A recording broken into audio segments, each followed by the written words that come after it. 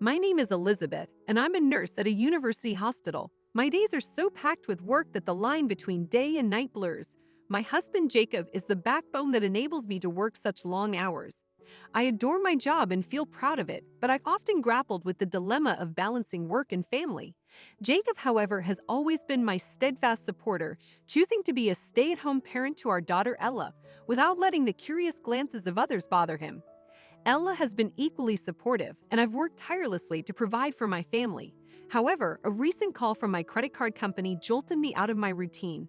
I had updated my debit account for convenience, but failed to transfer funds in time, resulting in an overdraft. Frantically, I checked my credit card statement, realizing I hadn't reviewed it in years, as I usually trusted things to sort themselves out.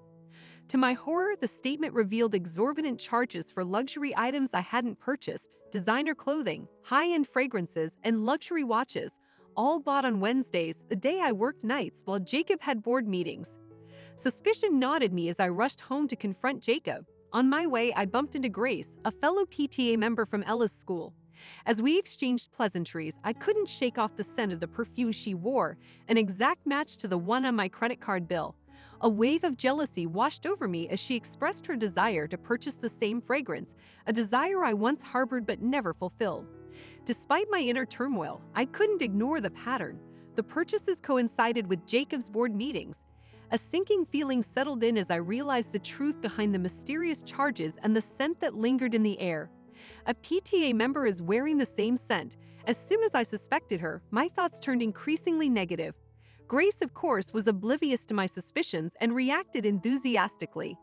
Actually, I received it as a present. We celebrated our anniversary the other day. She laughed cutely. Oh, how nice. You two are extremely in love.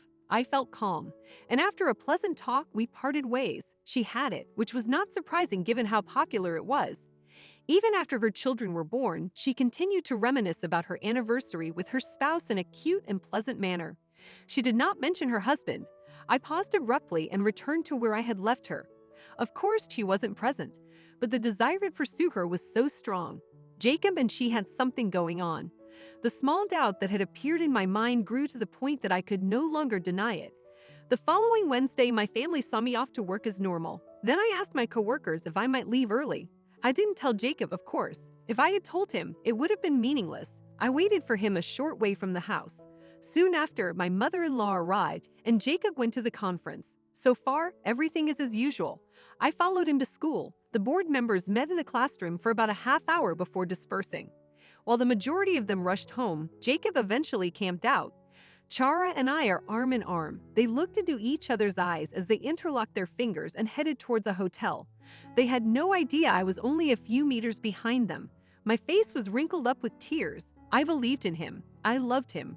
Did he let me work long hours at his convenience? I stood there, feeling betrayed and despairing. Mercilessly, my phone displayed the most recent credit card usage, which included the hotel charge he had just incurred.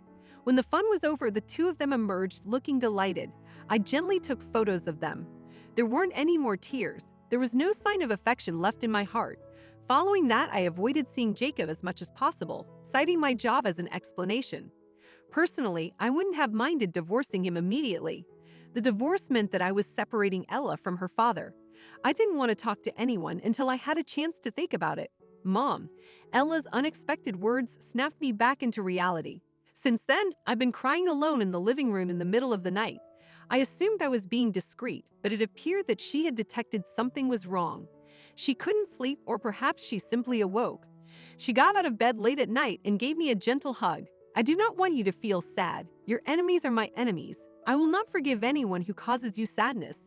Even if it is dead, I will not forgive him. Her words unlocked the floodgate that had been keeping up all the emotions. I waited like a child. Tears of appreciation, apologies, and everything else poured out. If I divorce your father, nothing will be the same as before. We'll have to relocate, and we won't be able to see him daily.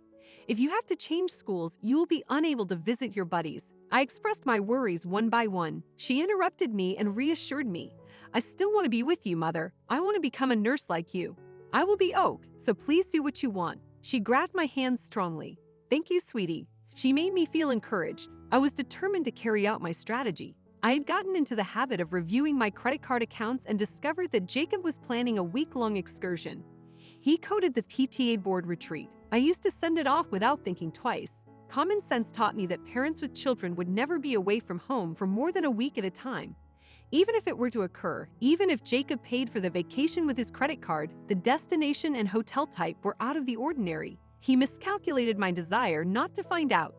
His attempts to conceal the facts were exceedingly difficult for him. I obtained not just a list of credit card transactions, but also information about the dishes at the chic restaurant, confirmation of the hotel reservation, and even a request for a surprise cake. I was grateful to him for abandoning his career to become a stay-at-home dad. I believed it was my responsibility to work hard so that I could provide for my family.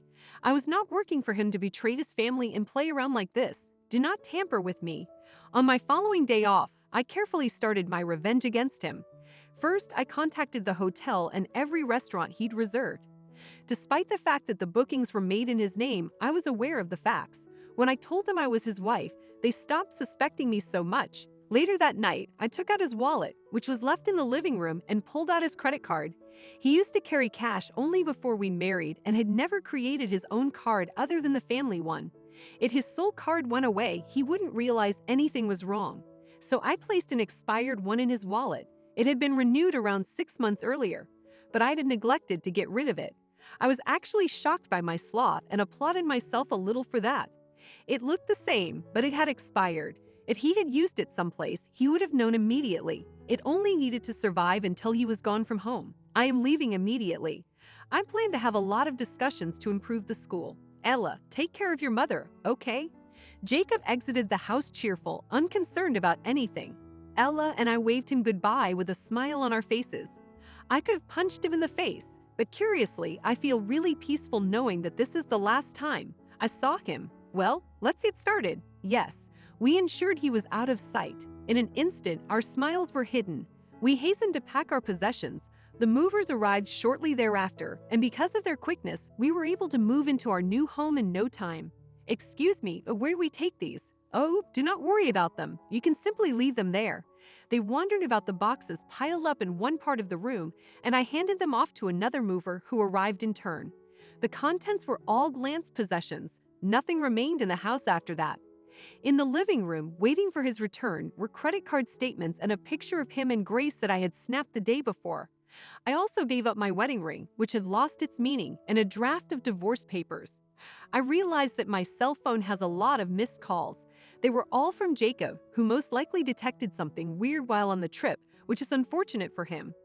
As an attack, I wrapped my vibrating phone in a towel and hid it in the bottom of my luggage, claiming that I was unable to reply owing to many emergency procedures. By the time his Madeline code subsided, my code history had surpassed 100. Ella and I couldn't help but laugh about it. Oh right, I should probably make one final call. Yeah, that is a good concept. We placed a call to someone. Later, what's happening here? Elizabeth? Ella? Is anybody home? Jacob arrived home in a high mood after a week-long affair and was surprised to find the house deserted. In disbelief over what I had left for him, he tried to get in touch with me repeatedly, but to no avail. Of course not. I'd blocked him on my phone. Then he got a call from an unknown number. He assumed it was me and eagerly accepted the call. Hello, what the hell did you do? I was asked to pay for all of the bookings I had already made online and my credit card had expired. Have you any idea how humiliated I felt? This is just harassment. I needed to borrow money from everyone. Take responsibility and come up with the money right away. So did you borrow $5,000 from each of them? If that's correct, that's a lot of money. Did you travel overseas? I bet you had a great time. I hope Grace didn't give you any trouble. Glance defends the shockingly low, authoritative voice. He turned pale, his trembling so severe he could hardly speak. Is this Grace's? He stammered. I'm deeply honored you remember me. Yes, I'm her husband. I need to discuss alimony with her. I won't let this slide. With that, he abruptly hung up, showing no interest in Jacob's response. Panic-stricken, he tried to reach Grace, but her phone was off, likely due to his spouse learning about their affair from Jacob earlier that day. He was taken aback, not so much by the news itself, but by the fact that Grace's unfaithful partner was a close friend. Despite his shock, he expressed profound regret and offered to cooperate with me to achieve my objectives. With his help, I acquired Grace's parents' address and promptly sent them Jacob's belongings, along with copies of my divorce papers and evidence of their affair. Naturally, they were furious. Their anger spread throughout the neighborhood, tarnishing Grace's reputation and leading to her loss of custody of their children due to her infidelity.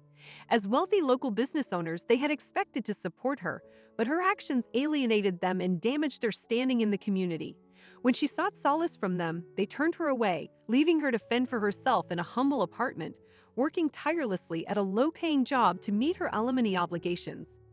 Meanwhile, Ella and I sought refuge with my parents until our divorce was finalized, while Jacob returned to his family. We maintained contact, primarily for Ella's well-being. According to his father, Jacob now devotes every waking hour to farm work, unable to postpone his alimony and child support payments. His father expressed deep disappointment in him. Thanks to my attorney's negotiations, the alimony and child support Jacob pays are substantial, leaving him with little room to save money for the foreseeable future, a situation that sounds akin to living in purgatory. Once the divorce was settled, I and Ella moved to a new home, and Ella enrolled in a different school. She was warmly welcomed by her new teachers and classmates, and she's thriving in her new environment. With Jacob out of the picture, I've taken on the household chores alone, finding it challenging to strike a balance between work and home life. Yet, I wouldn't trade this newfound freedom for anything. I feel rejuvenated, liberated from the negativity of my past. Here's to a future filled with happiness and productivity.